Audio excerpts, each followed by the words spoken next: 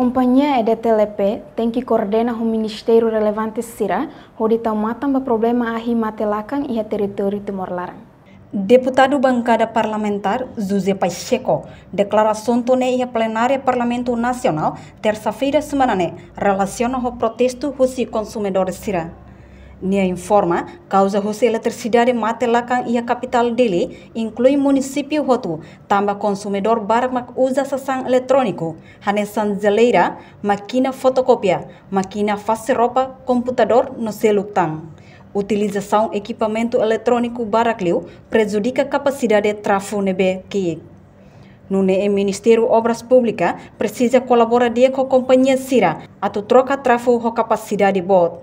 Instala eletricidade fofo consumidores tuan. Me itu tahu tráfego balon nebe honi capacidade kik. Horas consumidores barak ona. Usa aceleras mo barak e máquina fotocópia barak também maka tráfego ni capacidade lato. Kari bele Ministério Obras Públicas bele troca tráfego balo. Bele troca tahu de capacidade bot. Tambah agora consumidores barak ona.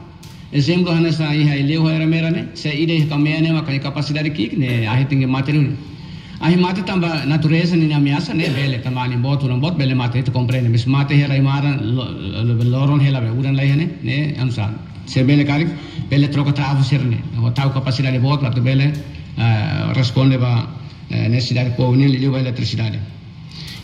Niamos husu companhia Sira coordena dia com a autoridade local Sira atau tesi aihun Sira nebe prejudica linha eletricidade. Reportagem Melda Fátima, Televisão Timor Post.